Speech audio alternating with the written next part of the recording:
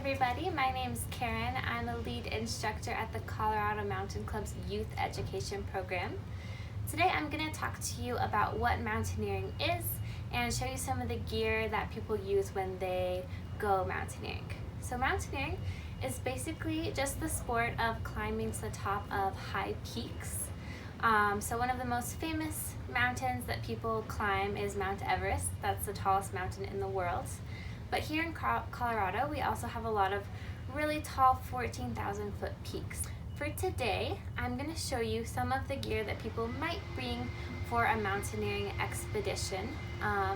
It's important to understand that when you're mountaineering, it's a very broad sport, and mountains are all different. So depending on what mountain you're climbing, the gear that you might bring could be really different. So some factors that people think about before they go out to climb a big mountain is how far they have to walk. They think about if there's going to be snow on the route that they're climbing. They think about if there's going to be hard rock climbing on the route that they're climbing. And then how much elevation they're going to have to gain, so how high up they're going to have to climb. All of those are big factors that would go into what someone decides to bring with them when they go on a mountaineering expedition. So let's check out some of the gear that people might bring. Alright, so now that we know a little bit about what mountaineering is, let's talk about some of the gear that we might bring with us on a mountaineering trip. The first piece of gear I want to talk about is a climbing helmet. So a climbing helmet is something that you would always want on a mountaineering expedition to keep you nice and safe. This helmet is my personal helmet. It's made out of foam. So it's super light, but it's really strong. So the reason that you would wear a helmet when you were out mountaineering is in case of some rock that may fall down. Usually when you're out in the mountains, there can be some loose rock around that could be dangerous if it hit you. So you want to make sure that you protect yourself with a helmet. Like I said, these helmets are super strong, and they can take some wear and tear. So you can see on mine right here, I've got a little bit of an indent, and I've got a little bit of wear on this side as well. My helmet overall is still in pretty good condition, so I can keep using it for a while longer. Next up on my mountaineering gear list would be a climbing rope. So I've got my climbing rope right here. It's about 60 meters long. It's fairly heavy, but it's still pretty small around. A rock climbing rope is very strong. It's tested very highly to make sure that it's strong enough to hold a lot of weight. So even though this rope is pretty thin, it's strong enough to hold about 3 moose, which is about 3,000 pounds, and definitely a lot more than I or most people weigh. So you're pretty safe with your rock climbing rope. And this is something that you would want to bring with you if you were mountaineering in an area where there was technical rock climbing, meaning you were climbing up somewhere and you wanted to have a rope in case you might fall, so that rope could catch you and make sure that you stayed safe. To go along with my rope, if I was climbing somewhere where I was rock climbing and I wanted to make sure that I was going to stay safe, I would want to be wearing a harness just like this. So my harness, it's got a waist strap right here, and it has 2 leg loops as well. So it's kind of like a really bad pair of very holey pants. When I put my harness on, I can tie myself into the rope right here. That keeps me safe when I'm moving up terrain that might be a little bit scary. I want to make sure I can stay safe and protected by using a rope. If I'm climbing somewhere on rock, I might wear a pair of rock climbing shoes just like these. So climbing shoes are a little bit different from normal shoes because they have a lot of extra rubber on them. So when you're using regular shoes, you might notice on your tennis shoes or whatever shoes you're wearing right now that the bottom of the shoe has some rubber on it, maybe some designs to give you some extra traction, keep your shoes really grippy so you can stay safe on loose rock or something like that. Rock climbing shoes are also developed to have rubber along the toes and all along the edges of the shoe. So what that means is that when you're wearing rock climbing shoes, you can stick to things that you wouldn't usually be able to stick to with your normal shoes. Additionally, rock climbing shoes fit a little bit tighter than normal shoes. So if you imagine all your toes like this, usually they're wiggling out and about when you're walking around in your hiking shoes or your tennis shoes. And when you put your feet into a rock climbing shoe, all those toes kind of go together and make one big mega toe.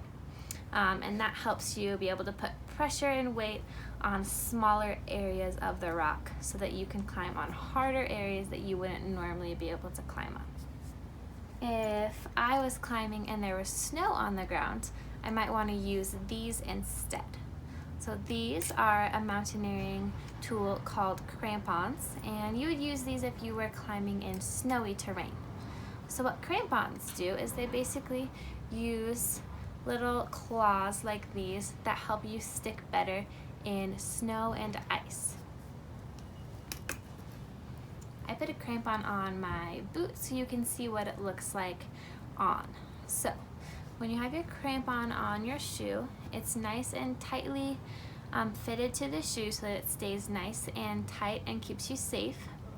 And it's got these claws. It's got some on the fronts and then some all along the edges. So if you're climbing up kind of steep terrain like this, you would be able to dig into that terrain, keep you nice and safe in the snow and the ice. And if you were in your tennis shoes trying to do that terrain, you'd probably slip down a lot. But with these, it helps you stick into snow and ice so you can move up safely and quickly. Another thing that I would want if I was mountaineering in snowy areas would be an ice axe, just like this. So an ice axe has two different sides.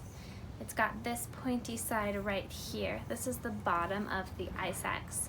So if I was climbing up a mountain, I would use this to stick into snow or ice and keep me nice and safe so that I could pull myself up and have another thing to hold on to besides just my feet. The other side right here is used for self-rescue if you were to slip and start falling down a snow or an ice field that you were working your way up. You could use this side to keep yourself safe.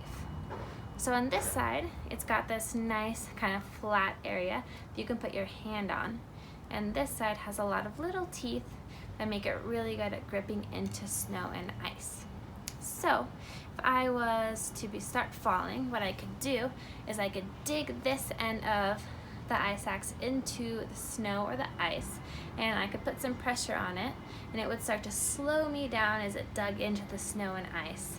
It would slow me down and I could safely stop and then start moving upwards again. The last thing I want to show you is called a camelot.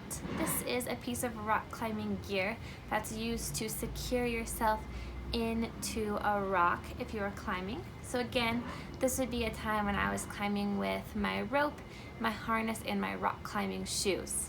So the way that this gear works is you pull a trigger down and it makes the piece of gear smaller so you could fit it into a crack like this, nice and tight, and then when you expand, it gets bigger so that it stays nice and tight in that piece of rock and keeps you nice and safe.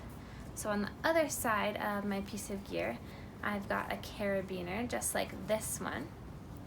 And this carabiner opens up so I can attach my rope through here and attach myself to the rope. So that this gear keeps me nice and safe when it's attached to the rock, and I can put my weight on it and take a little break if I need to. This gear comes in lots of different sizes, so it can fit in different areas in different parts of the rock. So this is a little bit smaller piece of gear, and you can see it still works the same way. It's just built so that it fits into smaller cracks in the rock. This piece right here is even smaller. You can see it's really tiny, but it's still super strong, just like our climbing rope. All of our climbing and mountaineering gear is tested really well to make sure that it's strong and it does its job well so it can keep us safe when we're in the mountains. If you want to learn more about rock climbing and mountaineering, A really cool place to visit here in Colorado is called the American Mountaineering Museum, and that's right here in Golden. So the American Mountaineering Museum has a lot of really interesting historical artifacts, different displays, and a lot of information about mountaineering's history, about more advanced gear that you might use when you're mountaineering, and a lot of other cool facts. So if you're interested in learning more about mountaineering, you think you might want to mountaineer yourself someday, the American Mountaineering Museum might be a really cool place for you to visit at some point. I hope you enjoyed this video and have a good day.